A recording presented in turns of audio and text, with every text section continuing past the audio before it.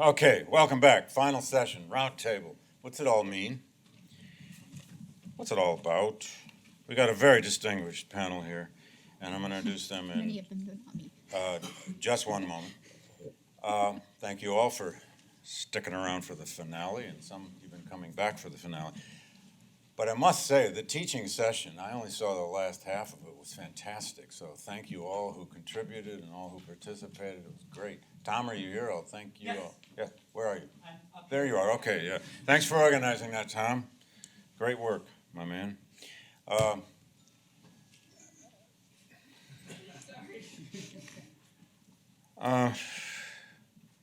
What is going on in your heads when you think about this? That's become the Ulrike question, right? Ulrike question. Where does the comparative method work and where does it not? How do we know? What did deep history mean when you came here 48 hours ago? What's deep history mean now? Where have we connected these two vast pasts? And where have we not yet connected? At the break, we were dreaming up at least two new conference ideas. We're going to do environmental history. I'm open to all kinds of new ideas. Just bring along some money when you come up with a new idea. Anyway, it's a great thrill to introduce this group. I'll go in the order they're going to speak. They're each going to take 8 to 10 minutes. Just give us a take on what they've heard, listened to, and thought about over these 2 days. And then we're going to open it up. I will be brief as I can with my old friend Richard Blackett. He's the oldest friend I have in this business. He attended the first paper I ever gave, and I think bought me a drink afterward. I've been buying ever since. Richard is the most important and distinguished scholar of black abolitionism in the world. Take that, brother. He simply is. In 6, at least, books, he has written the history of black abolitionism in the Atlantic, in the Anglo-Atlantic, not just in the U.S. by any means. It began with building an anti-slavery wall, black Americans in the Atlantic abolitionist movement. He was in one of those early Atlanticists before, actually you were using the word Atlantic before most people were. And then beating against the barriers, biographical essays in 19th century Afro-American history, where he at least left out James McCune Smith so I could write my first essay that got published, thanks to him. Thomas Morris Chester, the Black Civil War correspondent, and then a brilliant book called Divided Hearts on Britain and the U.S. Civil War, best thing ever written on that. Making Freedom, the Underground Railroad and the Politics of Slavery, and now most recently, the best book ever written on fugitive slaves, I think, in the United States, the book called The Captive's Quest for Freedom, Fugitive Slaves, the 1850 Fugitive Slave Act, and the Politics of Slavery, that just came out a little over a year ago. It's the most deeply researched study we've ever had of the whole fugitive slave phenomenon in the United States. And I can't help saying, too, that Richard is a wonderfully irreverent ironist, and not the least of which is the irony that he used to hold the Andrew Jackson Chair of American History at Vanderbilt. Not anymore. No, you're Emeritus. You're the Jackson Emeritus. You're Andrew Jackson Emeritus. So that's, been his burden. God, do I have other stories I could tell you on him, but I'm not, unless you ask me later. Jennifer Glancy is a biblical scholar, one of the best. She works on slavery and Christian origins.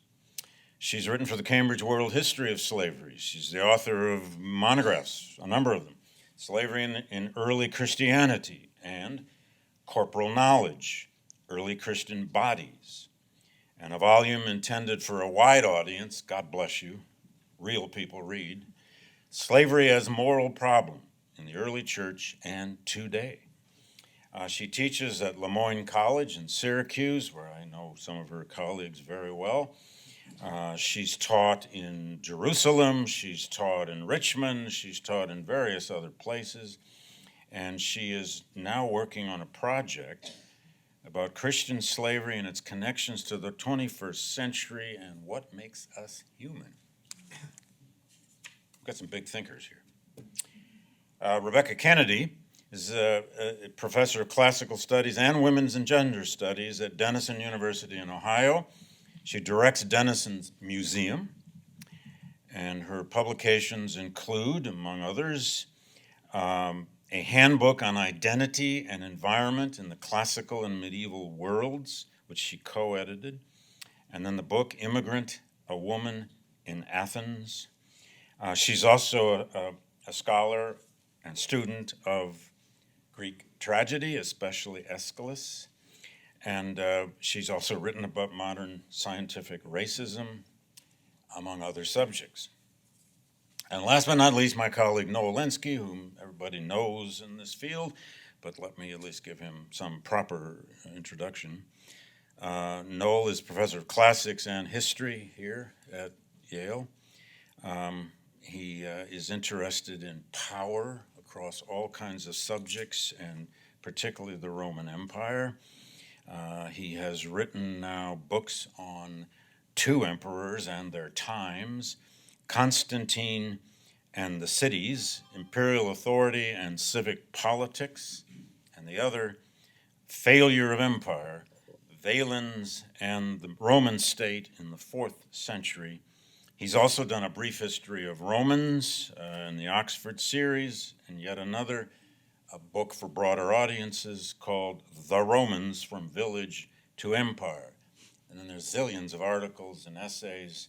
He's also the editor, or co-editor, of this book that we sort of started with when thinking about this, because I was such a novice.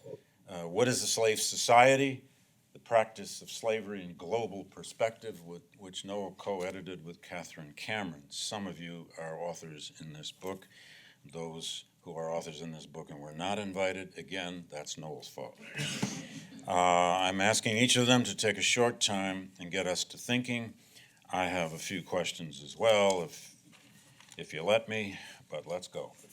Can I do it from here? You may do it from there. Thank you. Well, thank you, David and Noel, for inviting me to participate in what a session that when I saw the title of it, I was deeply skeptical. At the end of it all, I am still a little skeptical, although I'm not that deep. But I can't feel too badly about it, because in this day of digital and technological advances, there were handouts. I am going to cherish these. Take them home, show people. They're still having handouts. In spite of my skepticism, I must admit that this has been very informative, very intellectually stimulated. I am sorry that people have taken the one book I read on classical slavery, Moses Finley's book, and ripped it apart, but that's all right. I am sure Moses Finley would be able to stand it. But some things came out in this conference that I take my time to highlight. And some of them revolve around phrases on which I think we can hang a great deal of exploration, intellectual exploration.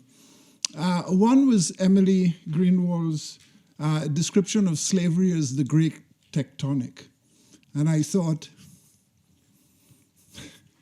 when the plate moves, things happen. And it seems to me that one of the things that we've been exploring here is the way, whether we call it partial freedom or partial unfreedom, it involves this idea of motion and changes over time that change the way societies function. And I think we've seen some of that here today, this weekend. The other is Michael Rolfe's very poignant and moving phrase, the treasury of weary souls. That's heavy stuff. I'm not sure what to do about the treasury of weary souls, but I think it captures the essence of slavery and the experience of the enslaved. Another is Peralta's sense of loss. I take, as a person who has studied resistance to slavery and resistance to discrimination, I feel compelled, in order to get where I want to go, to put aside the sense of loss and to talk about what people created out of what they had and what was available to them. And I thought this morning, Pereira's reminding us that those ethnic identities that were placed on people became the means by which those people survived and functioned. And I think that is absolutely critical. But how do we get to some of these things? And again, it's in my hope for the positive to approach. Haitian mothers used to say, you know people by the stories that they tell. And it seems to me that we need to tell more stories of the people who confronted these incredibly oppressive systems, whether it is an antiquity where we have less information and therefore we have to play with words more than we do in the modern period. But it seems to me we must, in order to capture the people, we must talk about the stories that they tell us. And the way we do that to some extent, and I borrow here from an old mentor, C.L.R. James, he says, we know what people think about freedom by what they do. And it seems to me those stories, and to some extent it's what drives the book that David was talking about, I pay a great deal of attention to what people do in their resistance to the system. They are not always successful, but it tells us a great deal about the limits that are imposed on them and the way they attempt to break through those limits. Stories, I think, matter. And the one way we could bridge this incredible divide between the ancient and the modern, yes, I have 5 minutes left. I'll be done in half a minute. The way we can bridge the gap between the ancient and the modern is to compare some of those stories. And I saw some of those things, I saw inklings of them coming out as we went to hell. Costas, I think, tried to depress the hell out of us at the beginning of the conference. It's the most erudite presentation I've heard for a long while. And then he says, I'm very skeptical about all of this. And we need to start over. Well, we may well have to start over, but I think we need to find mechanisms to start over, and mechanisms that place people at the center of their activity. And I think those people can be best placed there by the stories they let us tell and the stories we tell about them. Thank you.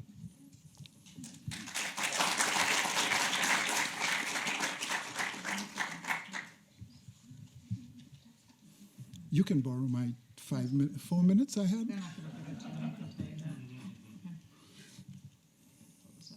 I'd like to express my great thanks to Noel, Lenski, David Blight, and the staff at the Gilder Lehrman Center, and also to everyone else who has participated in the conference, both on the panels and from the audience and at coffee breaks and lunches. The question for our concluding panel is this: can the study of ancient and Atlantic world slavery speak to each other? So I'd like to try to do 3 things. One is to talk about one context in which the study of ancient slavery does speak to some sectors of contemporary U.S. society. 2, to talk about the resonance of ancient slavery with Atlantic world slavery, especially the systems with which I'm most familiar, from New England to the antebellum South. And I focus on that because those are areas that were colonized by Protestants, and so the Bible has a particular role in those cultures, in those regions. And I also hope to have time to say a word about the reliance of local histories on cross-cultural or trans-historical categories. I joined this conversation as a scholar of Christian origins. Another way of saying that is that I studied the world of the early Roman Empire, but from a very particular vantage point. When I hear the question of whether the study of ancient slavery can speak to the study of modern slavery, or whether the study of ancient slavery can speak to our present situation in 2019, I begin with the question of the relevance of ancient Jewish and Christian sources to these later contexts. So, one, a significant way that study of slavery of the ancient world enters into contemporary discussions about reparations begins with the efforts in many churches and some synagogues to confront the legacy of a slaveholding past, particularly for those congregations and religious communities that profited directly or indirectly from slaveholding. And by profiting, I mean amassing enormous wealth. Many congregations are urgently concerned to understand how their scriptures treat slavery, whether those scriptures challenge slaving or legitimate it. Congregational conversations about what shape reparations ought to take are still far too preliminary, but they've begun, and we hope that they continue. This is not a substitute for other kinds of reparations that we owe as a nation, but aligns with other kinds of institutional reparations, including, of course, the endowments of our universities. So when I speak at churches or occasionally a synagogue, the most frequent question I hear is the comparison between ancient and modern slavery. People ask, so is ancient slavery like modern slavery? And I've got about 3 minutes to make the kinds of distinctions we've worked for 2 days to make. And everyone who does work in the public humanities knows this problem. But so I ask congregations to clarify what they mean by their question, is ancient slavery like modern slavery? These are the two things I hear. One, is it racially based? And that's a conversation we need to keep talking about, the way that racial formulations do or do not play into ancient slavery, and I think the uniqueness of what develops in the Atlantic world. But other congregants ask, when they ask, is ancient slavery like modern slavery, a lot of times what they're asking me is, are human beings bought and sold?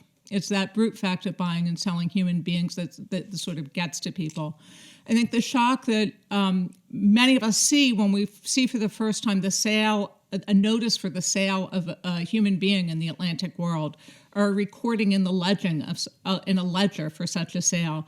There's a similar shock when we see records of slave merchandising from antiquity. And in the classroom, I think this is, maybe many of you would agree, it's a teachable moment. It's a moment when you really can get students' attention and begin to formulate some other questions. I'm going to pause for just a moment to weigh the resonance of this phenomenon across cultures. One way that I do comparative work is to borrow questions from studies of Atlantic world slavery and see if I can pose those questions to the sources with which I work. Yesterday, John Bodell was talking about structural approaches to trading and asking whether we can make meaningful connections. I wonder whether we can make meaningful comparisons about the buying and selling of human beings on an existential level, for want of a better word. So one book that I was really influenced by over the past year was Dinah Ramey Berry's The Price for Their Pound of Flesh. And in that, she looks at the value put on the lives of the enslaved in antebellum U.S. from the time the value placed on a woman's fertility up to the price paid for cadavers and body parts post-mortem. But she also asked the question, how did the enslaved respond to hearing their market value? Even small children would remember that moment years later. And she also insists that the enslaved did not confuse their market value with what she calls their soul value.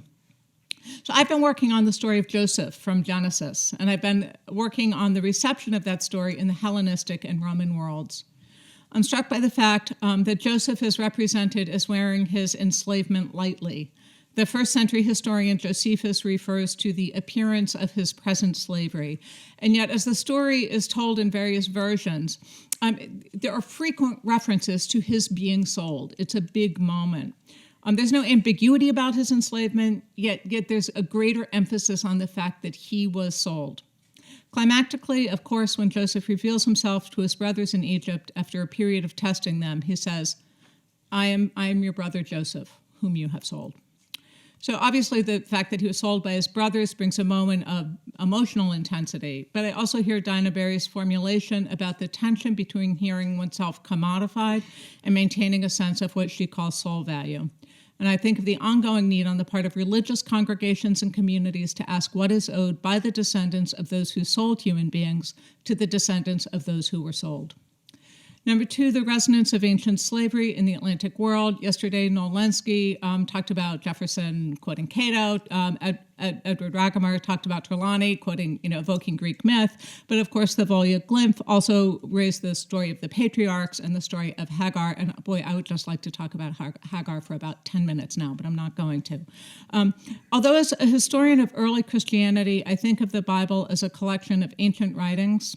And I also think quite a bit about Jewish and Christian writings that are not in what we call the Bible. In the world of Atlantic slavery, the Bible was not just a book, a singular book, but the book. It was a normative book for many communities. So questions ranging from the growing distinction between the temporary indenture of Europeans to the permanent enslavement of Africans have roots in biblical law, as Bernadette Bruton, of course, already mentioned this morning, and I could go on. Of course, the Bible did not interpret itself. Slavers and enslaved encountered that world differently. But so there is this sense of the resonance of those stories, the stories we tell about themselves, the story that slavers told about themselves, and the stories that the enslaved told about themselves. So I have to make a decision what part of this I'm going to do here. I would just like to close with a word about comparative history.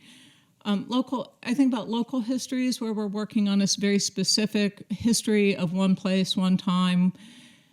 Talking about that and how that relates to comparative history. I'm thoroughly committed to broader conversations. I think we need to be careful about importing I think what Noel Lenski has, called an ideal type of slavery into such conversations of assuming that we're going to measure these societies by whether they conform to an ideal type of slavery, which might be abstracted from classical Athens or from Rome or from mid-19th century America. This is highly problematic. But I actually want to make a different point. What I want to say is that I think many of our local histories are already contingent on cross-cultural categories, acts of translation. So, for example, when I listened to Jane Landers this morning talking about an enslaved African who arrives on these shores and presumably has one set of categories in mind, quickly has to learn a new language and new culture, and that person is already trying to make those kinds of connections between what these different categories are. One way that I'm working with that question in my own writing right now has to do with, as I said, working on the Joseph narratives from Genesis and looking at those those narratives in the reception. Look at how they're received in the Hellenistic and the Roman world, which have different slaving systems. And so people who are translating that story or retelling that story have to find language to make kinds of distinctions about servile status that are not made in the world that's evoked by Genesis. So, for example, the status of Hagar, to go back to Hagar, maybe always for me to go back to Hagar. To go back to her status, how can Josephus talk about this to a first century Roman world? Because the first century Roman world doesn't really recognize the status of someone who is the enslaved property of Sarah and yet the wife of Abraham. So you could say concubine, but it's not really what the Romans would have meant by concubine. And I could go on about that. But I suspect that in many of our work and many of our local histories, we are encountering producers of knowledge who are already having to make those kinds of cross-cultural connections, and those who are also carried across distances in different trading patterns are themselves producing kinds of knowledge on that subject. Okay, thanks.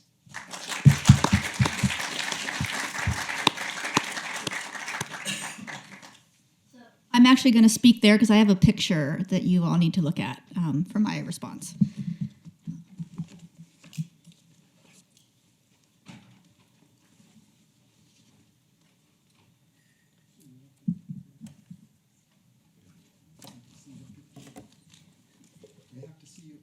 It would probably be, it's text, so you might want to read it. But a couple of pieces of text. I apologize for uprooting the panel. So I took this literally. What has been going through my head while these panels have been going on. I took about 24 pages of copious notes of everyone's talks today, and over the last 2 days, and instead what was going through my head was in fact something very intimately connected to what we set out to do here as part of a deep history of slavery and finding these comparisons. And it all lighted upon something that I felt was deeply missing from our conversations, or at least from the papers as they were presented. except in some very specific circumstances, which I will mention. But I want to start us with a conversation that's been happening over the last week surrounding the Junior Classical League and the use of the history of using Roman slave auctions as fundraisers. Or rent-a-Roman discourses as fundraisers for the Junior Classical League. And Danny Bostic, who is a K-12 teacher in Virginia and also an activist around sexual assault, has been providing me with some comments that are being made. As you can see, these are on a Latin teacher idea exchange group on Facebook. These comments are from yesterday. This is an individual defending their use in the past of Roman slave auctions as a viable way to raise funds. And as she says here, something that is, I never thought anything was wrong with it. In my Latin classes, we were told that Romans were equal opportunity bigots. They divided people into two groups, Romans and non-Romans. I've erased the name of the person who said this, but if you go into this Facebook group, you can find it. Without slaves, the Roman Empire would never have existed, and would have nothing to teach to this day. This is a Latin high school teacher who says this. Students who participate in these slave auctions are all volunteers to raise money for the National Junior Classical League scholarship funds. I was elated to receive one of these scholarships for my years of service to the JCL. The only negative point that I see to these auctions is the way that some teachers allow their students to treat those who quote-unquote bought them. I know of several fellow NGCL officers, as well as myself, who were treated horribly. The irony that she sees no connection between the fact that this is a quote-unquote slave auction and the fact that they were treated horribly is, to me, an interesting dynamic here. And that is where the problem lies. It's these individual moments, this idea when we talk about racism in America that we can boil it down to individual moments of racism instead of systemic problems. If students were taught that we were volunteers to help raise money and should be treated with respect, then there would be no issues at all. I'll let the rest of it stand as it is. After this tweet, this was posted, a woman who herself is another Latin teacher tweeted this, and I will read this out because this just came out this morning.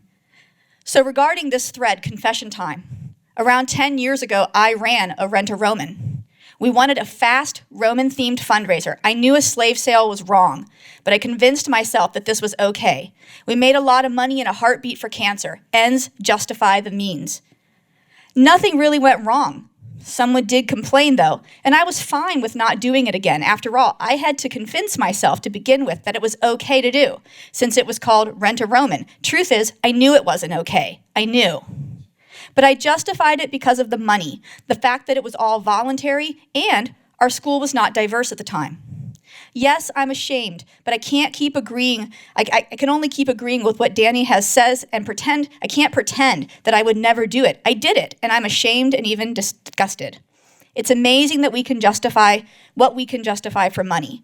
But we are good at justifying our actions, aren't we? We have had centuries of practice.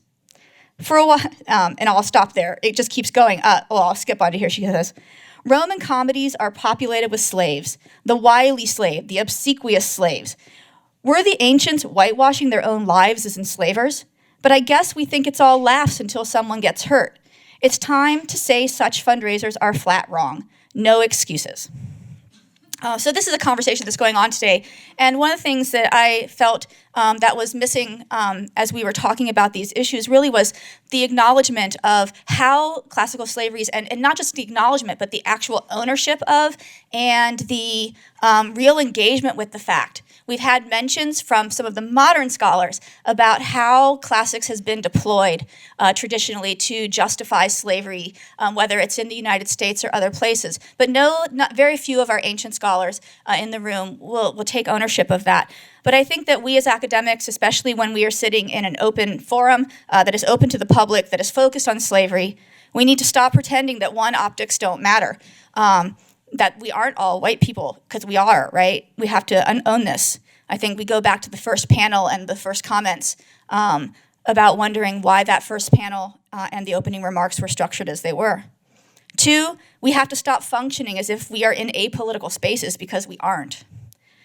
That any discussion, we have to stop pretending that any discussions of slavery at an American university can or should attempt to avoid white supremacism, either by globalizing it or by digging into antiquity.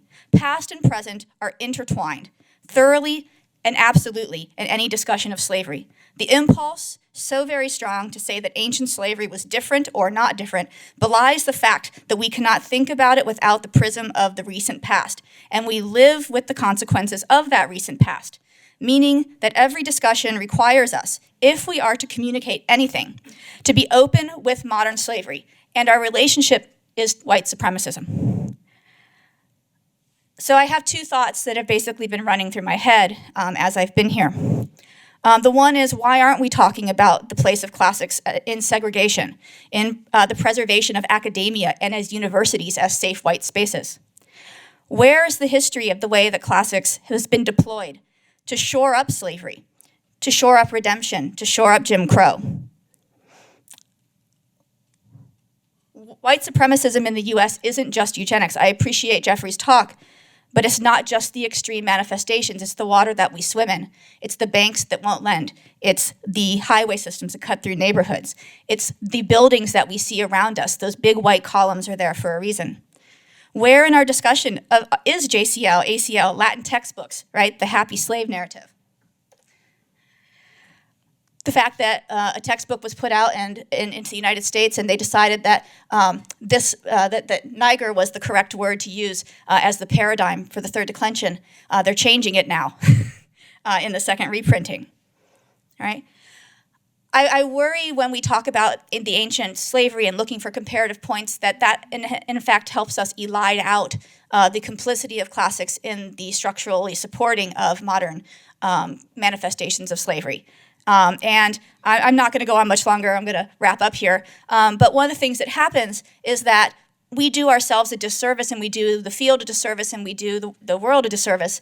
I have a book that I enjoy, which is Ibram Kendi's Stamp from the Beginning. This is what he has to say about antiquity. And unfortunately for him, it's not right.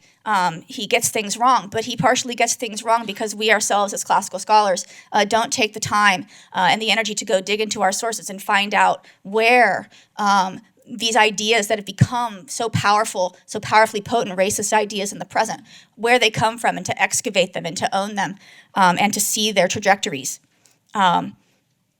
If we had done this work already and weren't just having to do it now, then we wouldn't have to see the misrepresentation of the ancient world in text, or the misconceptions. I'm also an environmental historian. That's the part that David left out. I have a position in environmental studies, so this history is a history that is important to me. And then finally, I want us to think about the fact that when we are doing work on slavery, that our position should, and I strive to do this and I fail at it oftentimes, is to be anti-racist. It's hard work. Anytime we engage with the history of slavery, we have to understand that our present and our past are intimately intertwined, and we need to be thinking about how hard that work is and how we have to be continuing to do it and what it means. This is an article written to white people by Ojima Oluo in the aftermath of the 2016 election, and I love this particular quote from her, where she says, "The work is the worst." Whoa, I know, I'm starting off in the most negative way possible, but look, I need you to know that what you are signing up for. Fighting racism is one of the most difficult things you will ever do. I mean, reading this essay might be a little uncomfortable, but it is nothing compared to the conversations that you are going to have. This lunchtime talk we've had, how do we talk about slavery? How do we do this comparative work? It's not easy work. It's never going to be easy work. And I just think we need to keep doing it and trying and learning and not being afraid of understanding our own complicity in the problems that have created modern slavery. Thanks.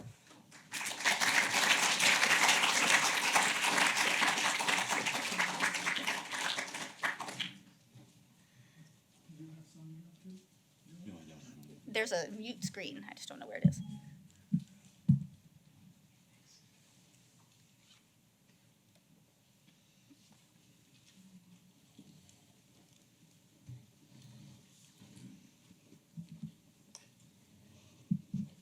So I'll try to be as brief as possible, and my presentation is going to be much less creative and broad-ranging than what we've seen already, I'm sad to say, but may offer a good introduction to the discussion that's going to follow, because my object here is more to summarize some of the things that I've learned kind of panel by panel, and maybe refresh our memories so that we can get going on the final discussion that we're going to close with. And so I'm just going to go in the order that we learn things.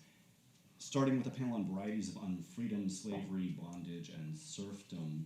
And I'm going to try to identify a major theme in each of these panels. And the one that I saw that stood out for me in that very first panel was the problem of how we begin this comparative project as a sort of translational project, how we can translate slavery as a phenomenon that we recognize cross-culturally and yet can't necessarily understand cross-culturally as well as we'd like to. And I mean that partly at the linguistic level. One of the discussions that we had was about the use of the word slave to describe enslaved people, the way that it faces their humanity, and that translation activity therefore needs somehow to be sensitive to the humanity of the slave in our sources and then in the worlds in which they lived. And at the same time, there was a tension there about the fact that we also kind of need to be sensitive and more like we need to hold to account a master class whose emic perspective might not correspond with our own, so that if we call these people enslaved people when the source calls them a slave, are we in fact doing an injustice, a kind of epistemicide project to the past that we're dealing with, at least when we speak about the sources themselves, by maybe softening the blow of the language that they use. So that's part of the translational problem that came up for me. Then also at the sociological level, trying to translate what it is that slaves do, where they fit into their worlds, where they fit into their mode of production, to use a classic Marxist word, or what is their relationship with the master class, what is their social location in the social and economic sphere, how can we then talk about that cross-culturally in ways that are useful or fruitful for further discussion. I thought that came up in pretty much all the papers, certainly in Ed Rugemer's paper, with the discussions about the importation of notions of classical antiquity into notions that are going to inform slaveholding in the world of Trelawney. Certainly also in Kostas Vlasopoulos' paper and in Sarah Bond's as well in their own ways. And I would kind of like to put those two in conversation with each other, where Kostas is telling us that slavery, we need to expand our notions of slavery to concepts that might otherwise have been regarded as serfdom or something. And at the same time, if we do that, can we carry it as far as, say, the people that Sarah Bond was telling us about, who are held into relationships of obligation and relationships of production that are dictated by the state, but that aren't really regarded as pieces of property? Do those count as slaves or not? The next panel, capitalizing on slavery, trade, economy, and society, I saw a theme there about the sort of inescapability of the property notion.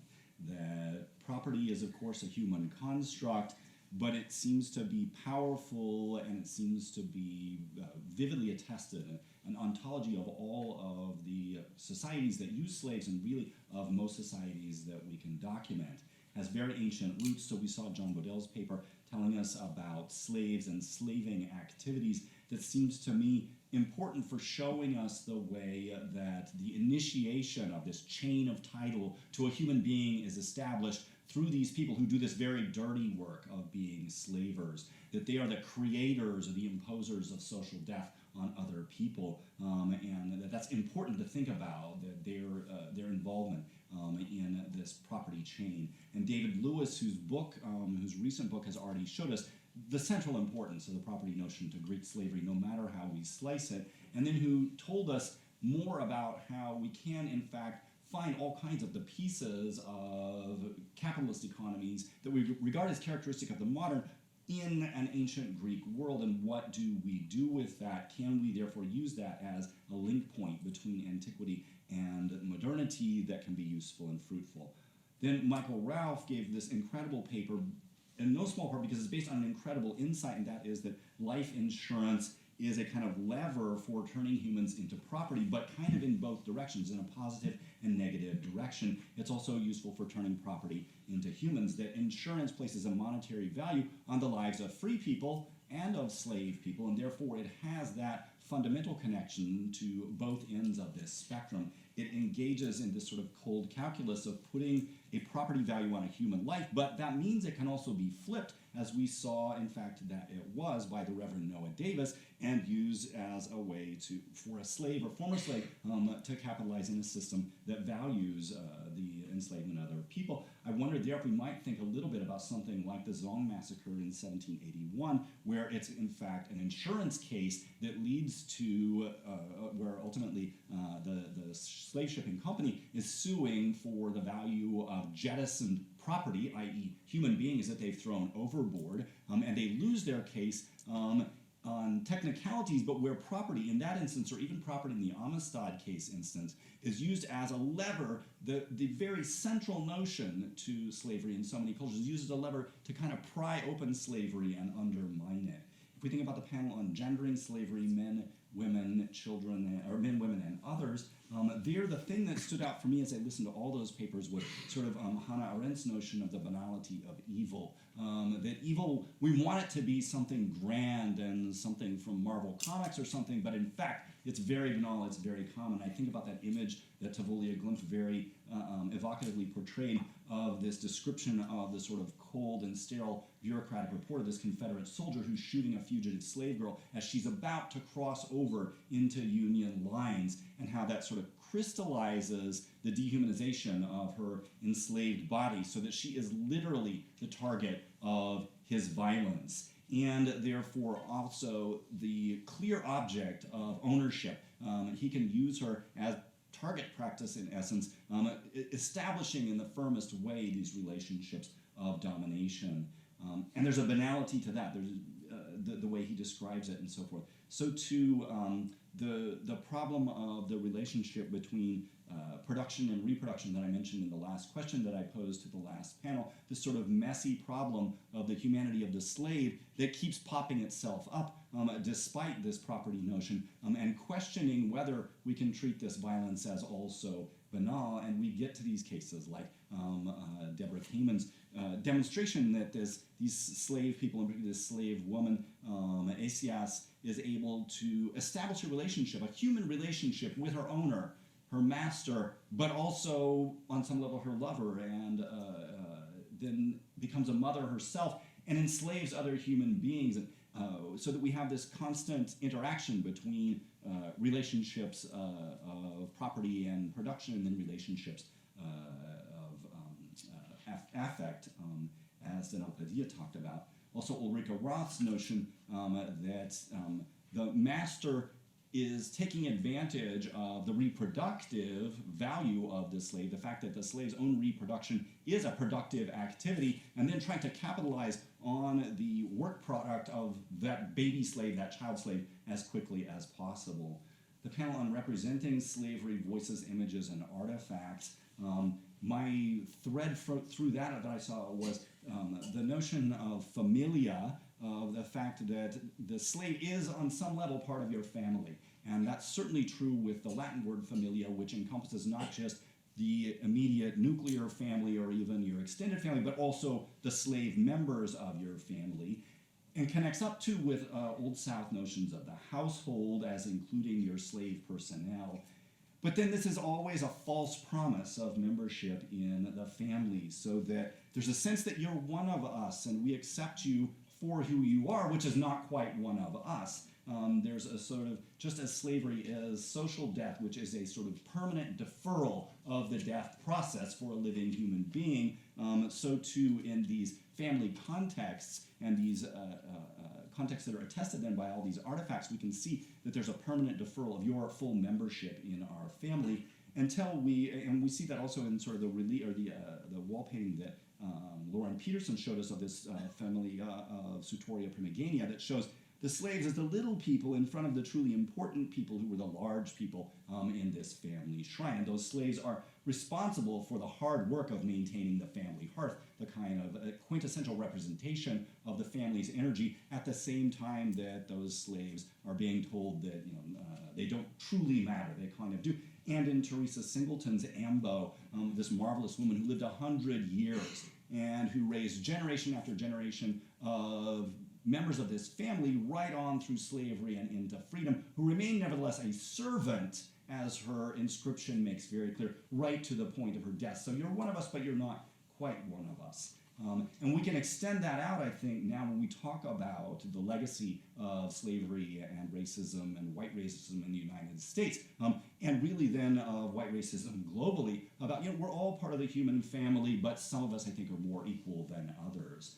I'm running out of time, so I'll do less justice to the final two panels on othering, slavery, race, ethnicity, and enslavability. And there, I'll just say that notion of epistemicide seems to me so productive for us, that the idea that slave societies, imperial societies, are all about a project of eliminating truths and preserving only those part of truths that are then legible to the imperial or to the domination project. And then finally on escaping slavery, flight, manumission, and emancipation.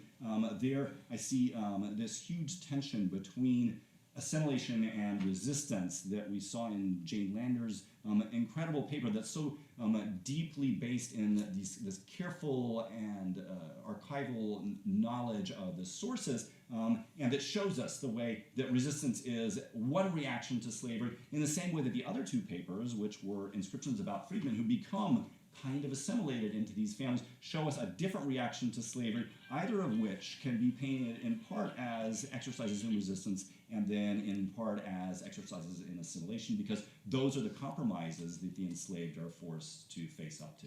And I'll leave it at that.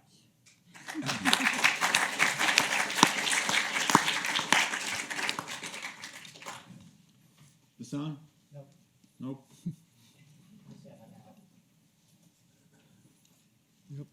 Oh, yeah.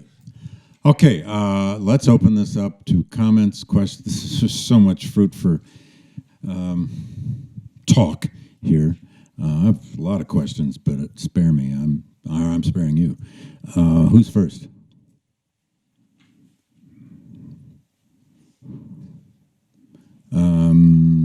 Over here. Okay, we got two here to start right away. Go ahead. Thank you very much, and thank you especially, Jennifer Glancy, for bringing the Bible into the discussion as an ongoing important work in the discussions concerning slavery. I'd like to formulate just one sentence that I would like to carry a little further than you and say that the most direct link between slavery in the ancient Mediterranean world and Atlantic slavery is the Bible. Thank you. A declarative sentence, if ever there was one. Can I just comment very briefly? One of the people who I know has done just a tremendous amount of work to raise, to help produce materials that will be helpful to religious congregations that do want to talk about the legacy of slaveholding is Bernadette Bruton, who for many years directed the Feminist Sexual Ethics Project, looking at the legacies of slavery in the lives of girls and women. Full disclosure part of it, but just really good to see you. Could I quickly comment on that comment? Frederick Douglass would not have been Frederick Douglass. He would have been lousy at rhetoric. He would not have had his King James voice. He would not have been the Old Testament storyteller he was without that Bible. That is so true. Whatever his faith was, without the language, the metaphors, and the storytelling of the Bible, American abolition would have been almost helpless. Both things are true. Both are true. Yes. Yeah, I mean, I think that you could also say the same about the Quran in the Islamic slave world, and that's something we haven't talked about, but we should, is the subject for a future conference, that these scriptural texts that are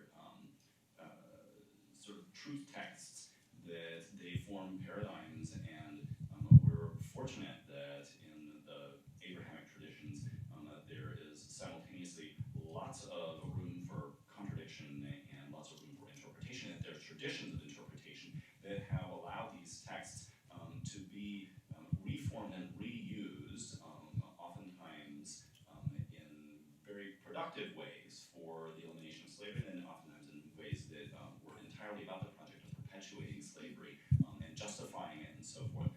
And so it's part of the discourse that all the members, at least of this Abrahamic tradition, need to participate in, and that need ability to try to gain the upper hand so that their versions of the Bible or the versions of the Quran or of the Torah are the ones that are speaking the truth to the people in their world. But Noel, how do you balance and resolve that contradiction that inheres in the book? It's the same book that's being, as you say, that's being used to guarantee and to support slavery.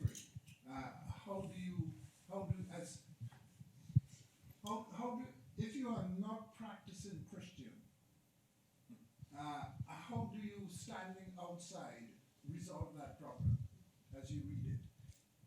I noted that Jennifer Glancy wants to say, and I'll say too, but you go first, please, because you're much more expert than I am. Well, I actually think when I say that this is a conversation that's going on in parts of U.S. society, it's not going on everywhere. There are many religious congregations have declining numbers of people participating, maybe because of the histories of things like sexual abuse and racism within churches, may well lead to a dampening of sort of enthusiasm for this project. But I'm talking about for those congregations that do remain committed to it. So I'm not specifically speaking to those who are not. I have to say that to who are not practicing Christians. I do think if I had had another 5 minutes, I would have actually talked a bit more about the way the story of Hagar, that the Villiers Glimpse used that story of Hagar and connected it with Emily Greenwood's language of narratives and counter-narratives yesterday, because you look at a lot of the stories in Scripture that are master narratives or mistress narratives, maybe in the case of Abraham and Sarah, and the way those stories have been told, but the way that those stories have been retold by others in different communities as well, not in a way that there's an easy victory, an easy story of resistance, only that they are texts that have been read different ways in different places. That doesn't speak directly to you, though, I have to say. I mean, my response to the question would be that, so you asked quite specifically, so what if you're not a person of faith, you're not a practicing Christian, or you're not a practicing Jew or Muslim? And I would say that it is still that insofar as we're engaged right now in an intellectual process, but we're also engaged in a dialogue that I hope we're going to carry out to the world when we think about the way that this impacts the world that we live in.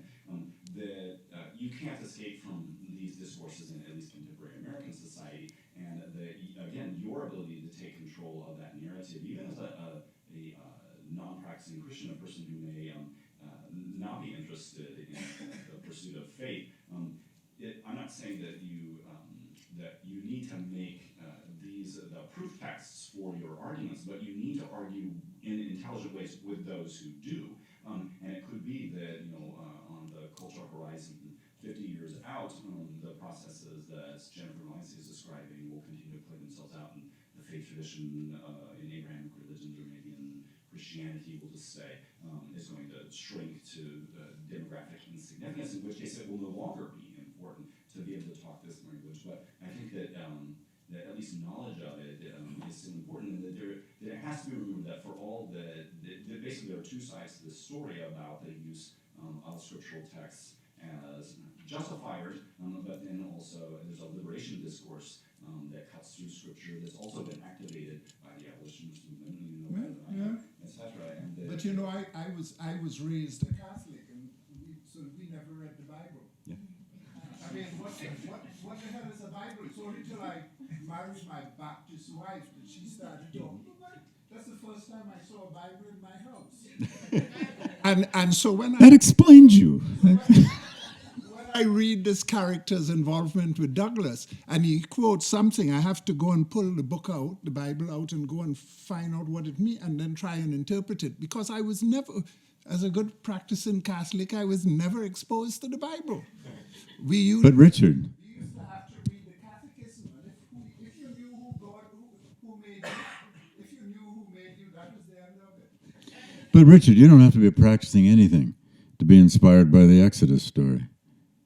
If you happen to hear it, if you happen to hear it, yeah. If you happen, or Noah and the Ark, you don't have to be practicing anything to realize that's a hell of a story. I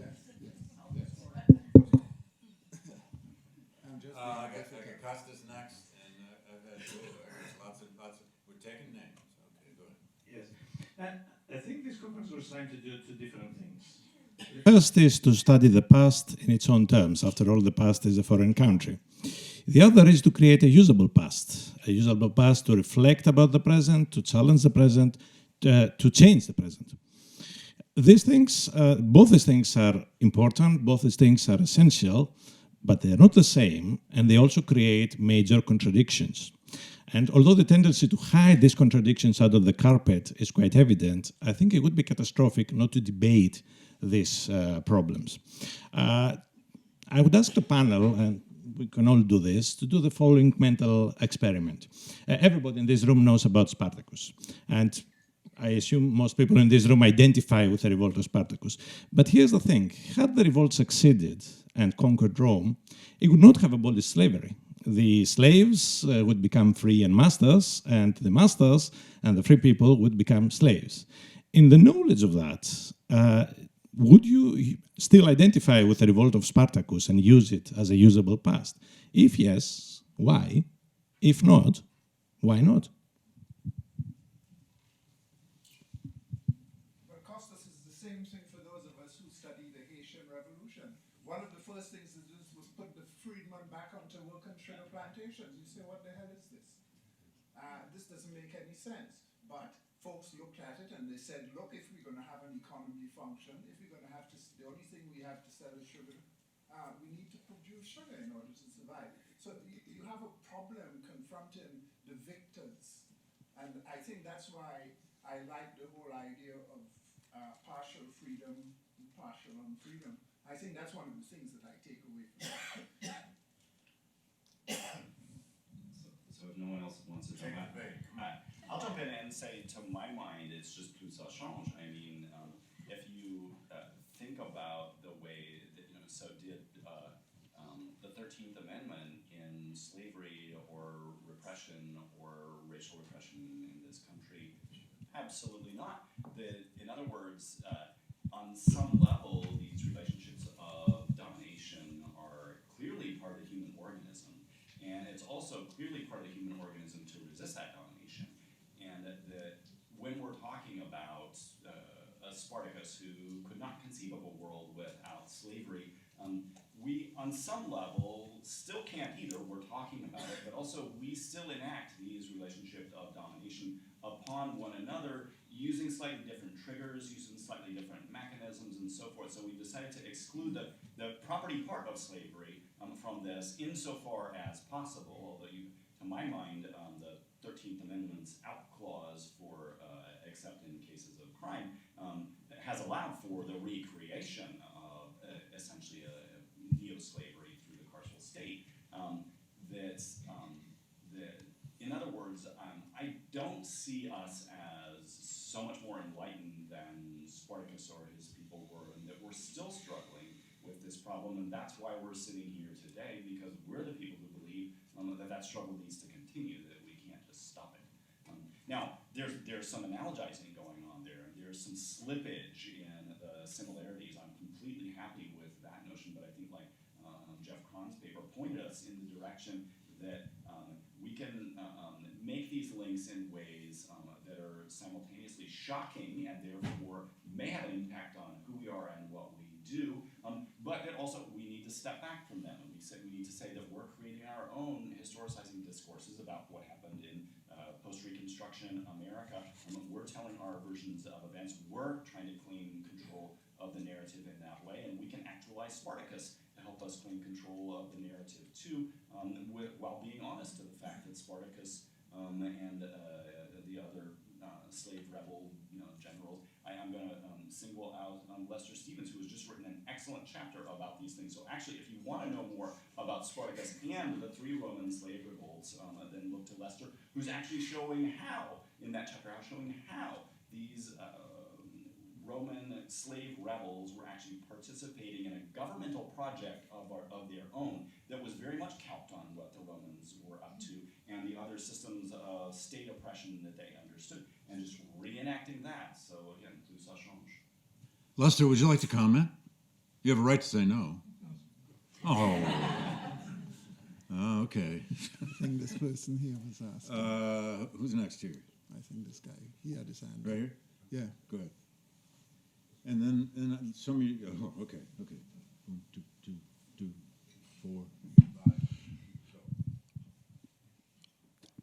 today I'm really impressed with this overarching question for me is why? Why do we keep doing this? I think you just alluded to something that we keep doing this over and over again.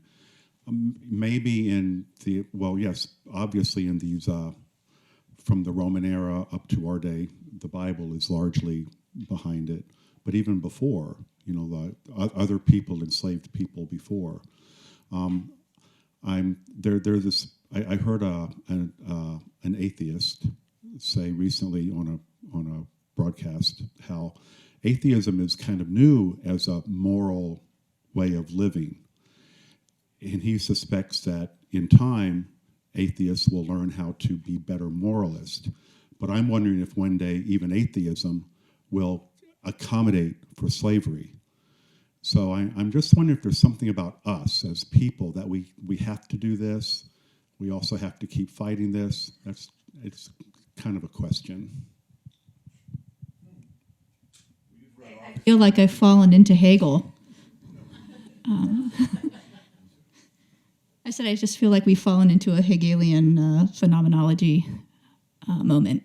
This is the question that keeps coming up, right? This idea that there's something inherently inside of us that makes us keep reproducing this wheel of domination and enslavement over and over again. Are there ways to break out of it? I think the bigger question is actually what can we actually do to try to break a cycle if we keep seeing it over and over again?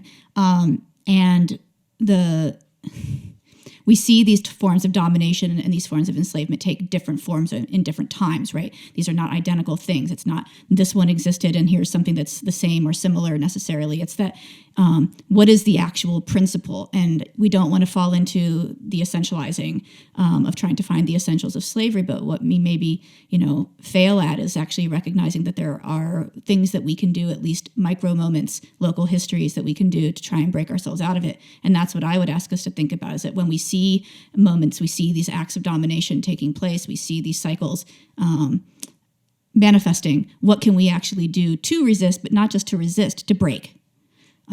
I don't know if it's possible, but that's where I think I would like to take my mind. So that's where I would like to ask us all, if we take these things, why are we doing comparative history? Why are we studying things transhistorically? The goal should, in some ways, be to stop pretending that we are apolitical and start recognizing that these are actually moments of activism. So. Is anyone pretending they're apolitical? Thank you. I really just have a bibliographical reference to throw back into the conversation because I think it problematizes and, in some sense, provides an answer to the issues we've just been discussing about Bible and religion and so on. And I thought it might come up earlier in the conference, but it hasn't been mentioned by anyone. An article by a man named Jeffrey Finn Paul, published in Past and Present in 2009, called Empire, Monotheism, and Slavery in the Greater Mediterranean Region, from Antiquity to the Early Modern Era. Sure. Jeffrey Finn Paul, FYNN-PAUL, Past and Present, 2009. And Finn Paul, very briefly, and I'm just stealing and summarizing his argument, argues that the way that Christianity and Islam in the late medieval, early modern era combined to create the modern slave systems is in monotheism, and that monotheism, when introduced into the Mediterranean era, primarily through Christianity, created the first distinction in the world between slaving zones and non-slaving zones. And he characterizes a greater Mediterranean area as embracing both the Mediterranean and the Atlantic world and sub-Saharan Africa, because his idea of what a slaving zone is any zone that is indirectly or directly affected by the slaving activities of a population. And it was this idea introduced by Christians that Christians don't enslave other Christians, which really just copied the Greek idea, but took it to a broader extent, because unlike the Greek ethnicity, Christians were proselytizing and trying to convert, and successfully so. So also later with Islam. Yeah, so enough. It's an interesting article which attempts to argue why monotheism particularly links up the Atlantic slavery with African slavery. So, after Finn Paul published that article, he did what academics do, which is he got funding for a conference in the Netherlands, and so I spoke at it. And so I've had a chance to look at the article, and I just think he's wrong. So one of the ways he's wrong is that when he says Christians don't enslave other Christians, one of the ways you get to that is you say Latin Christians don't. Now I'm talking the Middle Ages, post-late antiquity. Latin Christians don't enslave, Greek Christians. Well, actually they do. So, so there are some problems there in terms of how you're defining this. Oh, right, well, we forgot about that. And he's wrong about what he says about a lot of his stuff about Christians not enslaving Christians in the early century. Of course, Christians enslave. Christians do enslave Christians, where you have, obey your masters even more if they are fellow believers. So we know that from the outset and without interruption, Christians enslaved other Christians. And so, that's it's an interesting article. I also think that there's a lot of critique of it.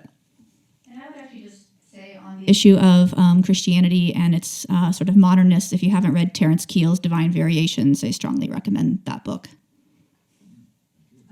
I'd like to follow up on Costas's point, this distinction between the study of history and historical slave systems in their appropriate historical contexts on the one hand, and then the search for a usable past on the other.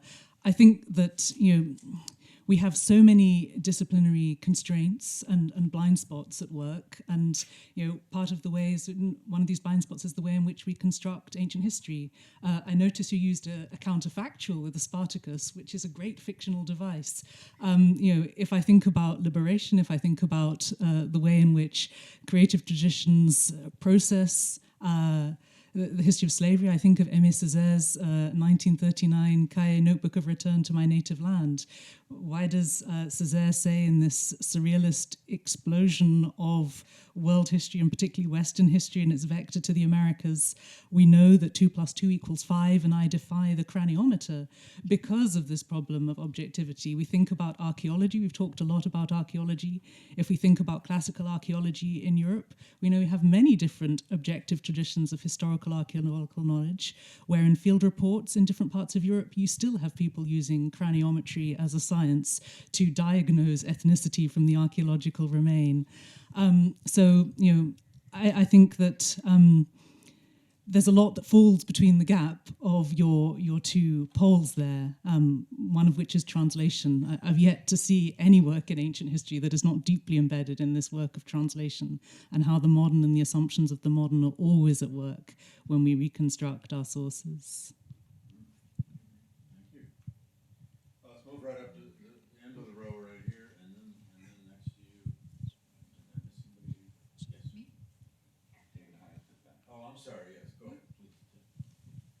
The three of you there, just go. Hi. No. No, I was just waiting to bring up the ways in which we've kind of failed to connect slavery in the past to the way things are in society today. And then Noel started getting at it just briefly, and I wanted to emphasize that a little bit more, that but I wonder whether you guys want to respond to this question, that by calling it slavery, do we effectively distance ourselves and say this is something that's in the past? Phew, we're done with slavery now. Boy, slavery was terrible. But we've been here 2 days and we have not mentioned at all the issues of the low minimum wage and the people who are forced to work, irregular hours and, just sort of the generally terrible conditions that I think that Aristotle would have immediately identified as slavery, under which the majority of American workers are now working. And so that's a question, in that my question is, would you guys like to address that? Could I just jump in here? And I jump in with my abolitionist hat on. This is a question that was used to try to crush the abolitionist movement against slavery. So what is the difference between the guy working in the cotton fields and the guy working in the factories of Manchester? So there's a kicker to the question that given my inclination, leads me to reject it as a false equivalent and a dangerous and false equivalent. This is not to say that the abolitionists are perfect, but the comparison leads down a dead end that tells us nothing about the nature of slavery, or for that matter, the nature of workers' exploitations in the factories. Those two things have to be kept, I don't totally kept apart, but they have to be distinct. Can you cover 3 millennia? It's a little hard to get it in, but other than that. I mean, the notion of wage slavery, it does go back to it was used against the abolitionists, that in essence you're enslaving wage workers. So it does become very problematic to use that. That said, the notion of slavery is culturally very productive across cultures right up to the present, and we still use, in certain contexts, use a slave server on your computer or something like that. So we do still use it as an idea of subordination that seems productive. Then can we cross-apply it to wage labor in the contemporary American circumstances? Probably not very well, because I think it is heading us down a dangerous path. But that said, we're all aware that there is real slavery. So there's real chattel slavery that exists in the world today, as people like Kevin Bales especially have been working to point out. And furthermore, that there are forms of exploitation that are akin to slavery that involve different forms of human trafficking, and some of the things that you alluded to, and those tend to operate on, they're operating in a normative sphere that doesn't allow slavery, but that allows slave-like situations that are close enough that we consider them that, and immigrant labor, undocumented or illegal labor in America is about that. It's about depriving a percentage of the population from full membership, deferral, social debt for these people who are not allowed full participation in the society to which they very clearly belong, as a way of constraining their labor power and also constraining their social possibilities so that they can perpetuate that situation. And there, we're getting right back to these similarities I think are important to point out. And that's why I think that it's important to keep in mind that Spartacus's world is sort of different from ours and sort of not different from ours. Okay, Rachel, you're next. Thank you. My question has. Okay, sorry.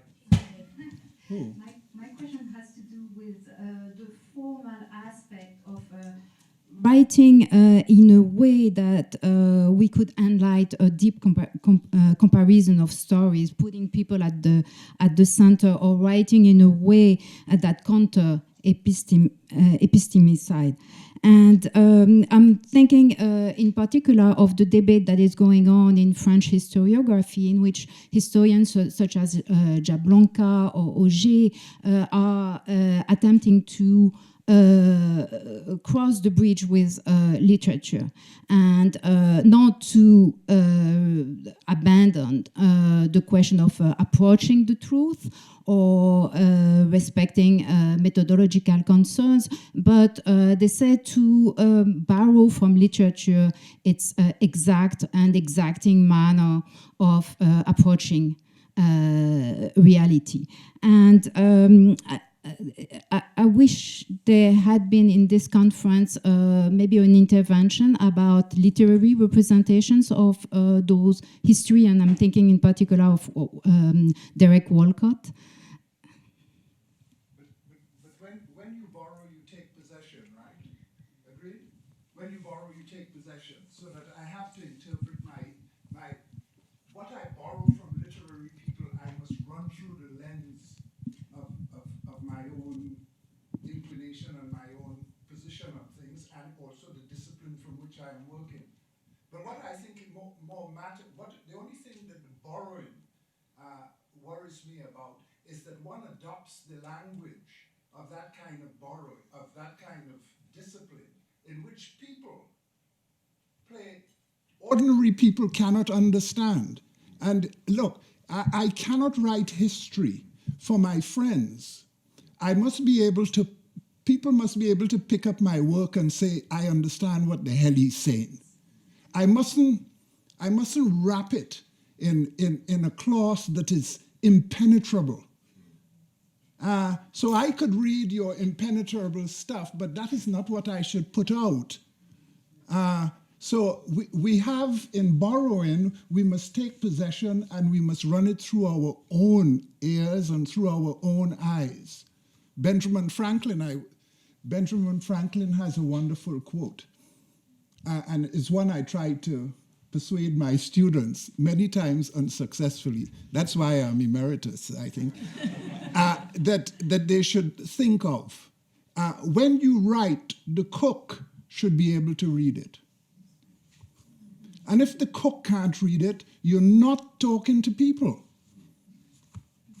So I'm off my soapbox now. No more. No more. All right, I got 3 people back here I'm calling on because I saw their hands, and then one up here. I need to see hands. Okay, Cynthia, I got your hand. Cynthia's got the mic. So, do you hear me? Okay. I want to Cynthia has the mic. I'll try to be quick. I want to go back to a question raised yesterday and again by Jennifer today. It's the question of translation of terminology. I'm struggling with this question. Do I think about the honor of the enslaved people and so call them enslaved people, or do I reflect even the harsh reality of slavery, and I'm talking about the ancient slavery, and say, yes, servus is a slave, and soma, a body, a very current term used in ancient sources to describe a slave. So I don't know. I don't have an answer, but I would like you to comment on it. I think many of us are struggling with that in different ways, and I look back at things I wrote 20 years ago, and I think I'd probably make some different choices in different places. Right now, if I'm trying to refer to an actual human being, I actually do try to say enslaved person and enslaved man and enslaved woman. Sometimes I think, as a translation, let me give you an example of a place where I would translate doulos as slave. In Paul's letter to Philemon, Paul's letter to Philemon, he says to the slaveholder Philemon, now that Onesimus has been baptized, he must be treated as more than a doulos. Huper doulan. He must be treated as more than a slave. And to me, right there, that translation calls out for me to say slave and not enslaved person, because I think that it is a very limiting term. I think there he's using, I don't think he's read Aristotle, but I think he's using it in a way that's close to the way Aristotle uses it when Aristotle says that the doulos is part of the master, but the master is not part of the doulos. So there I would think slave is going to be a better translation, but it's almost passage by passage for me where I want to do that. That's how I'm negotiating with it now, and I'm subject to. I'm sure they're all subject to criticism on it. Does that help? I would say the same thing. It has to be context driven in what you're actually translating. But one of the things that you actually find is attempts to. I actually think saying enslaved person or enslaved man or enslaved woman is better than what we get in lots of translations, which isn't slave at all. It's servant. Or it's something like that actually effaces the actual act of enslavement. And so saying enslaved person is in many ways, and I think David wants to chime in on this particular question. How would you translate soma? Well, but that's the thing. It's where soma, you actually go to body, right? Because you're trying to capture that moment. But if I'm translating doulos or something, it's going to be a slightly different, because there's a difference between being enslaved to a god when you're not actually a slave, but you're being called doulos, or when a Persian satrap is being called a doulos versus someone who's actually an enslaved person. Right? There are metaphorical uses that are meant to be denigrating or derogatory, and then there are actual just statements of here's a thing. I mean, we have to accept the fact that in many Roman contexts, a person who's enslaved is so much furniture, and you have to capture that in many ways in translation. And as someone who is a working translator, I actually translate source books. These are context choices you have to make every day. Here's another, sorry to dominate, but another place where I'd say this is really a struggle. How to translate it would be a word like the Hebrew Eved, right? So are we going to translate that? We know in some cases it's time limited.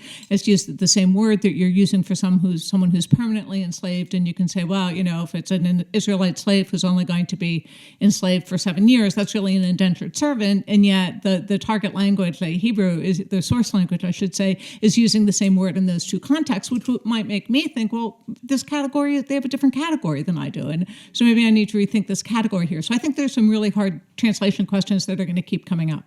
I don't know if that helps. And I would also just add that words change meaning over time and context, and just because our dictionary, LSJ, says that one word equals one word, doesn't mean it equals that one word in our English language for 900 years consistently. We have to actually read context and read nuance and understand what the dynamics are going on, and then translate those dynamics into what's functional and understandable to a modern audience. To privilege meaning. Okay, Cynthia, go ahead. You've been waiting a long time. I need to read something. It's not that long, and it goes like this.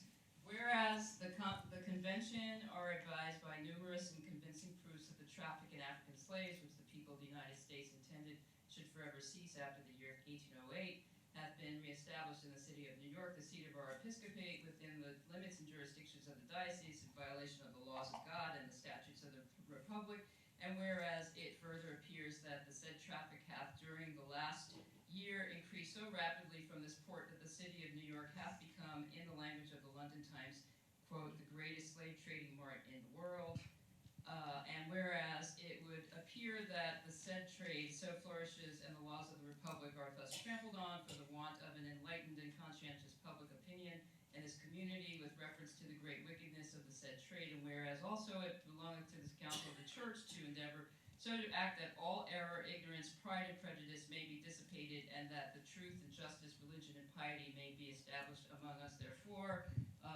we request that this convention respectfully ask the Right Reverend Bishop of the Diocese to address a pastoral letter to the people of the diocese in reference to the African slave trade as now prosecuted from the port of New York within the limits and jurisdiction of the diocese, the violation of the statutes of the Republic, of the teachings of the Church, of the right of man, and the laws of God, to the end that such letter may be read in all the churches, and that the people may be warned in the language of the Christian Council of London in 1162, quote, let no man presume from henceforth to carry on that wicked traffic by which men have hitherto been sold like brute animals. Resolved that the reverend clergy of this diocese be respectfully recommended from time to time to preach in their respective parishes against the wickedness of the slave trade as now prosecuted from within this diocese, and resolved that the laity of the diocese be urgently recommended to exert their influence in all legitimate ways to stay the further prosecution of the traffic from within the limits of the diocese. So John J. II made this recommendation at a convention for the New York Episcopal Diocese on September 28, 1860, and this was covered in the New York Times, and this resolution was tabled. And it stayed tabled until 2019. It's still tabled. And so next week, there is the New York Episcopal Diocese is having its annual convention.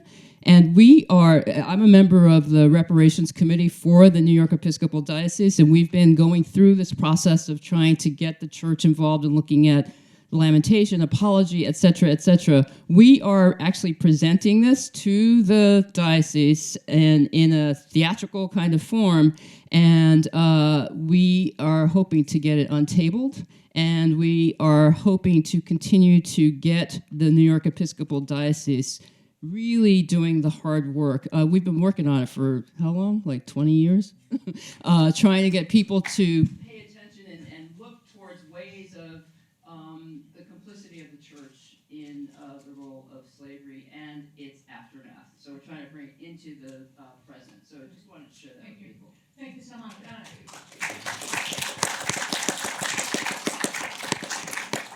There's declining numbers of attendance among Episcopalians who go to church these days. Guilty as charged, but there's still a lot of real estate. The church owns lots and lots of real estate. There's a lot. When I talk about amassing wealth, I am thinking about Trinity Church, Wall Street. So the Episcopal, it never moves quickly, does it? I don't know why. I don't know. On the end of the row, right here, sir. Yes, I you've been know. waiting. Well- Me? Oh, no. You still want to? Yeah, I still want to. Oh, sorry, David Lewis, and then you. Oh. And I see the back row. Okay. Thanks. Yeah, I just wanted to pick up on the point that Jennifer and Rebecca and Rachel have been talking about, and also I think Noel hit the nail on the head. We talk about the politics of using these different terms. There's the emic-etic way of looking at things makes a major difference. So if you're talking about it as an observer, you can use a completely different language. But with the translation, you're representing an emic view, and these people are held views that we'd find very objectionable nowadays, and these need to be rendered accurately.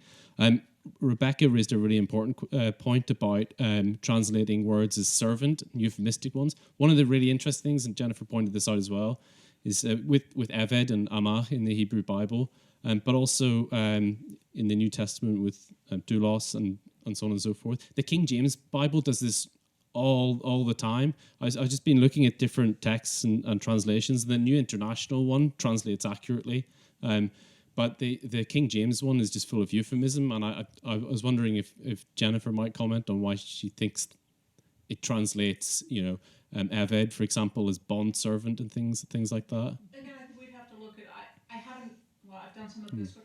Those words have also changed in meaning from the time that the authorized version was made. So you've had a sense in which it's being translated in the context in which my understanding is that in not yet made that as sharp a distinction as it will later. So it has to do with the changes in the English language as well as the way that was understood at the time. Rocky, do you want in on this question? It's just a very quick point about the document that was read. Is that 1860? 1860.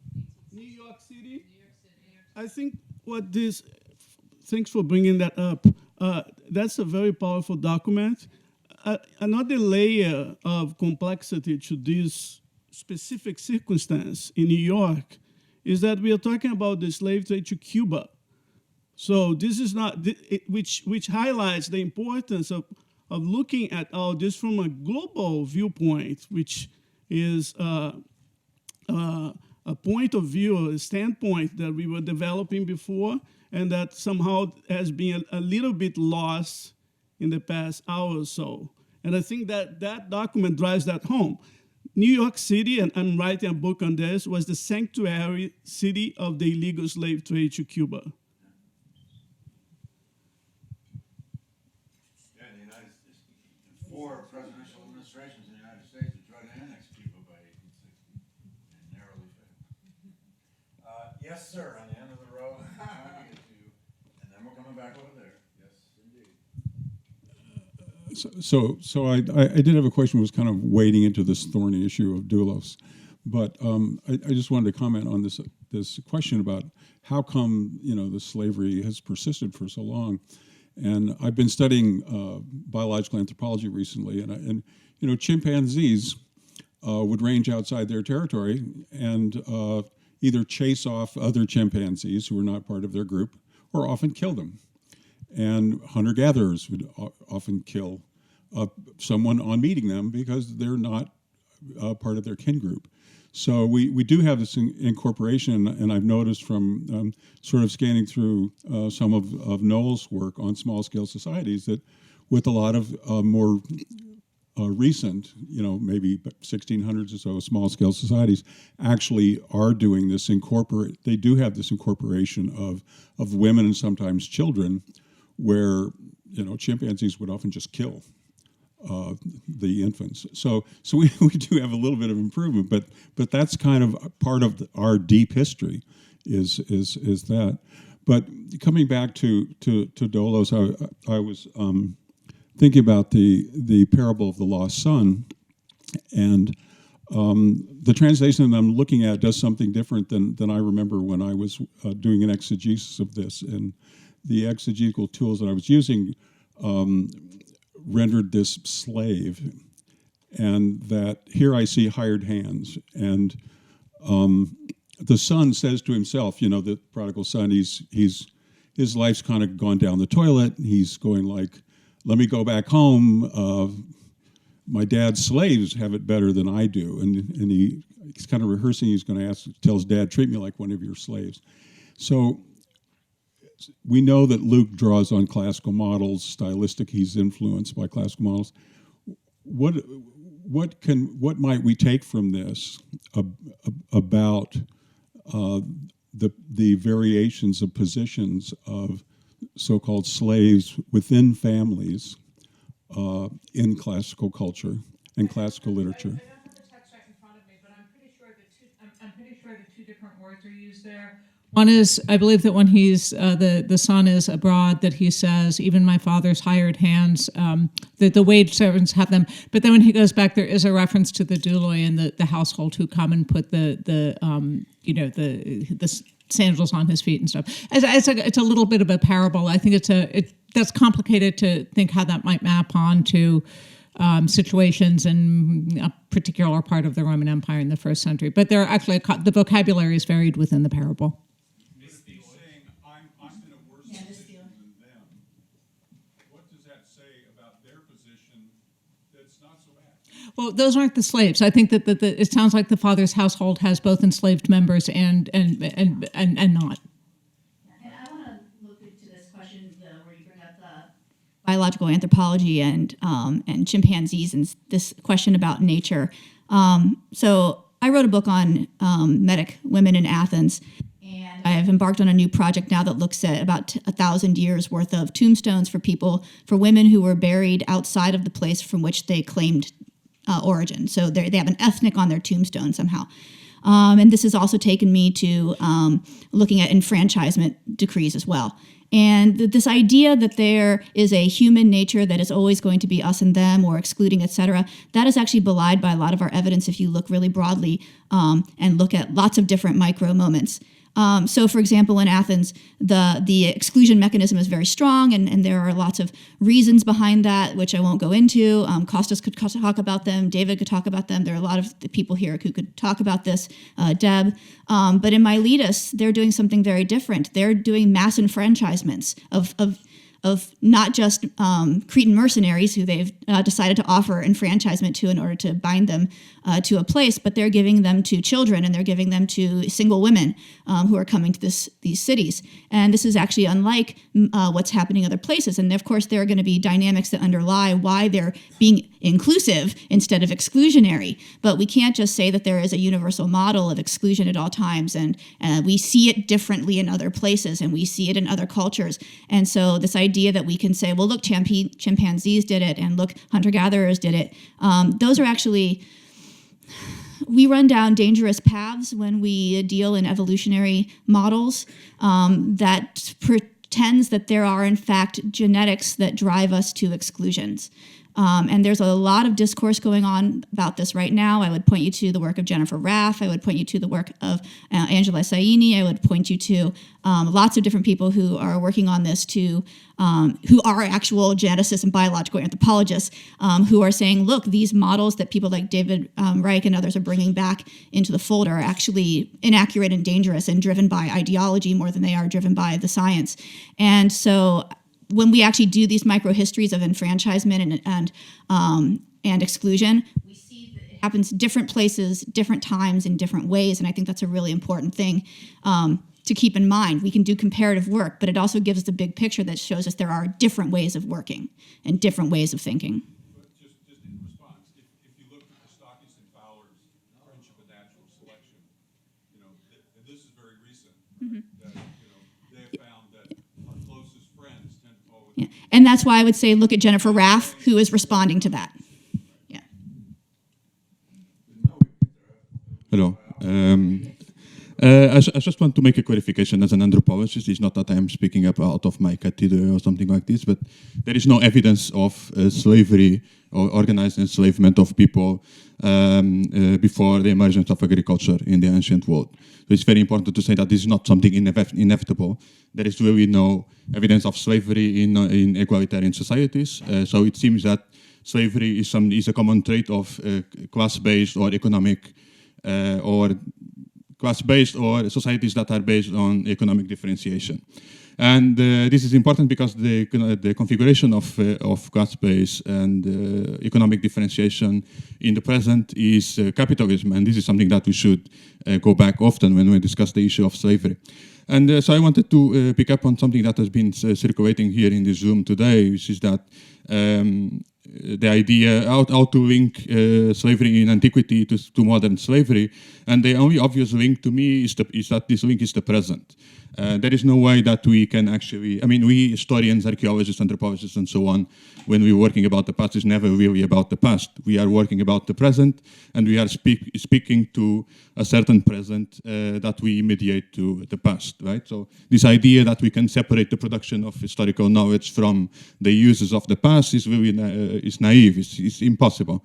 And there is a lot of literature on that. So I think it's important to think in these terms and then go back to the central issue, which is we cannot speak about slavery today without thinking of issues of social justice. Because slavery still exists. There is still legal slavery in this country, for example. And if we think of the legacies of slavery in the past, today we can imagine what it is like to be incarcerated in jail somewhere in this country, why there's the majority of the population in jails in this country are young black males, and why they are working for free in some of these prisons. So the question here is, how do we stand up for this? How do we speak about this as scholars, as academics? How do we mediate that past in our present in a way that makes sense to a broader society? So how do we go out to the streets? How do we speak about these things? So this is a question that I'm really asking you to answer. Are you ready to take on this responsibility of speaking to the present?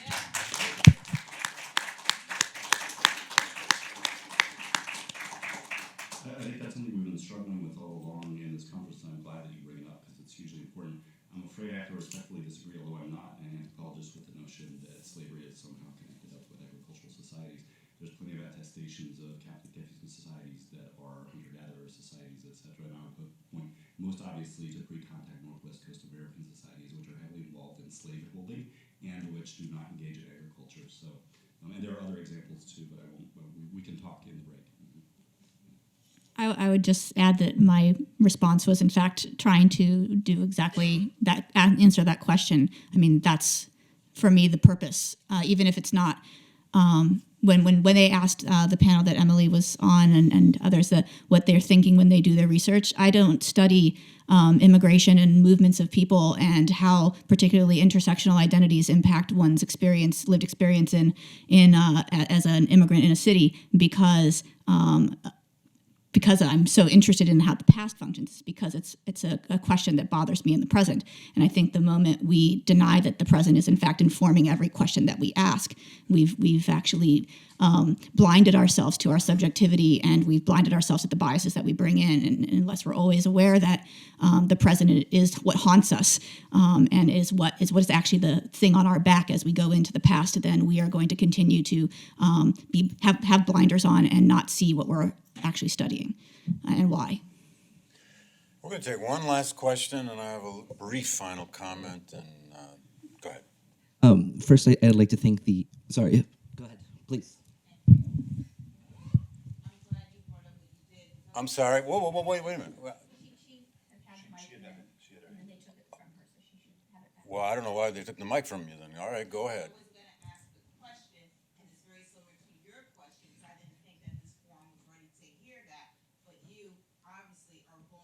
Here's the mic. And I'll piggyback with what you said. I really want to see the connection, and maybe it's not going to happen today, and maybe this is something you can think about for future conferences that you have. How slavery impacts us today, people of color. We didn't talk about the direct ugly gifts that slavery had left with us, such as mass incarceration, predatory lending, people not having affordable housing, people not having access to quality education. I think we'll be remiss not to think about that, and more importantly, what are we going to do? Because a lot of you here have the credentials, the experience, the connections, and so we can get together and have these conversations, but certain groups are not represented in this forum, and they don't have a voice. So I think we're remiss not to think about how slavery still impacts people of color today. Thank you. Thank you. Last question. I'd like to thank everyone who's presented a paper over the last couple of days. Thank the organizers for putting together the conference. Thank all of you for your insights. And one thing that has occurred to me, especially with this last question, is the way that we've been talking about the ways voices have been silenced in the archives, through our historical inquiry. They've even been silenced in this very room over the last couple of days in a number of ways. And I think we just need to say that and explicitly confront that. But that makes me think about the last paragraph of Spivak's famous essay, Can the Subaltern Speak, right? And she says the subaltern cannot speak, this very evocative 4-sentence line.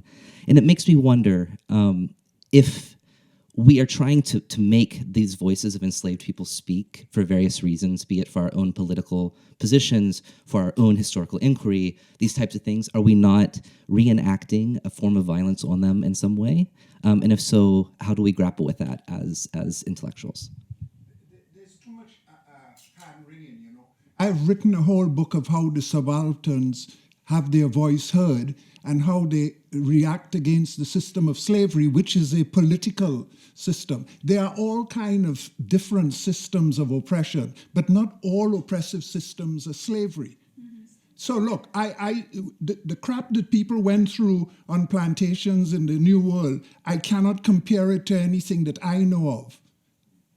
But the point is, that is a political system that those people attacked through their own actions. And what we historians have to do is to say to the world, look, this is what they did. And there are lessons that you can learn from it. That is what the historian does, if he is going to be an effective historian. And if you ask me, do I go to the barricades? There are times when I went to the barricades.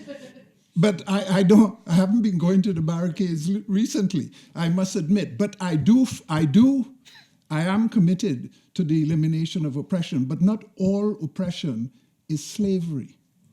Come on, we have to differentiate from it, and we have to struggle against those oppressive systems because we think that they deny people their rights.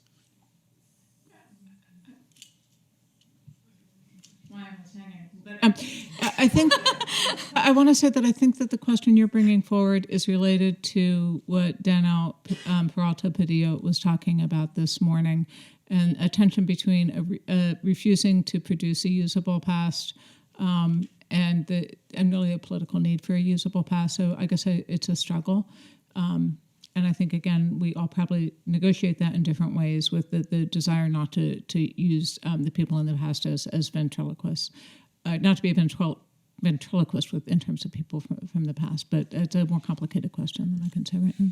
And I would also just say, so David and I participated in a conference at Oxford a couple years ago, and part of the original question was, about subaltern voices. And one of the things that came out that was very interesting was that pretty much all of us immediately had an idea of what we thought subaltern meant, right? And we didn't actually address the issue of what the subaltern was, right? So David talks about slavery. I talked about women who had been sort of erased through inheritance cases, et cetera.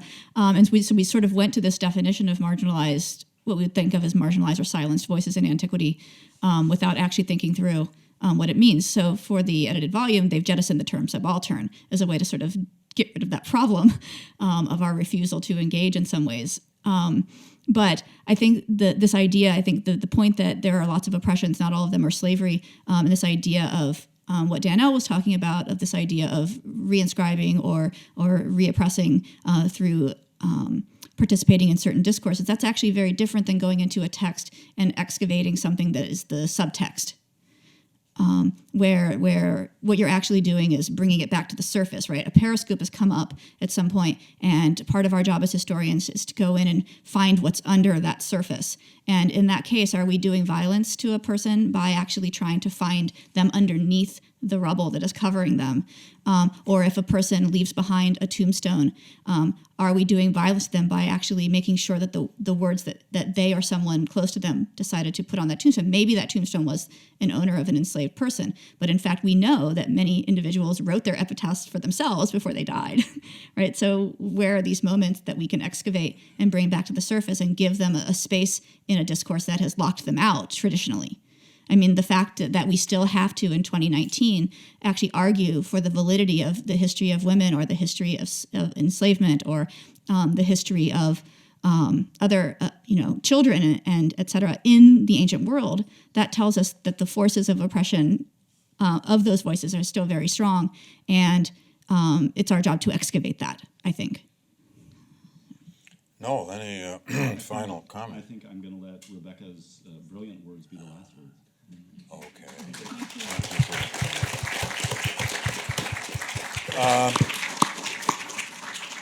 Let me first thank you all for sticking it out, and I think it was worth it without a question. If anyone has felt silenced in this conference, we'd love to hear from you. We can take it. I can't remember anyone being silenced, but I'm obviously not awake all the time. I do want to say this. The present and the past are involved in everything we do. Everything. In fact, we have in the room Lou Sitabaka, one of the world's most prominent experts on modern slavery and contemporary human trafficking. He was the U.S. Ambassador for Human Trafficking. He wrote the TIP report for the U.S. State Department. We have a major initiative going right now on contemporary human trafficking. We are worried about slavery now. We've also just signed on, or got lucky with a major grant from the Mellon Foundation. I'll make it very brief, where we're going to conduct a project for 4 years called the Legacies of Slavery, Reckoning with the Past in the United States. And that will involve numerous liberal arts colleges around the United States. We're doing this with the consortium of independent colleges. We've already identified 9 different distinct legacies of slavery, which are never easily defined. And over 4 years, we're going to study it, do workshops on it, hold conferences on it. And in the end, we have the ridiculous audacity to think we're going to produce a report that explains what we should be doing about all those legacies, including policies. We're all about linking the past and the present. Don't make that mistake, please. Yes, the present is the reason we do the past, but there is something called the pastness of the past.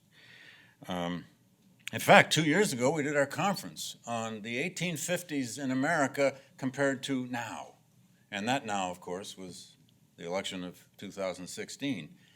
It was one of the most present-oriented conferences we've ever done. And man, was it messy and fun and turbulent and depressing and all of those good things. I'm just going to leave you with a simple line from the dear David Bryan Davis. You know, what came up here, and it came up beautifully in its complexity, is why are we still doing this? Why is slavery still the problem? Why is such human exploitation still the problem? Don't we ever get over any of this? No. There's no Shangri-La out on the other side of some horizon where all the bad things in the world are just going to go away. Obama got elected. Remember that? It was 100 years ago. But there are markers in time that do show change. And I'm no Pollyanna. I'm a pessimist about history. I think history should be seen through the lens of tragedy. Otherwise, don't do it.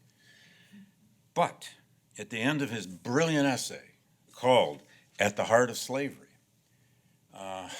which is one of the best things ever written on just what is slavery and how did it come about and what is it?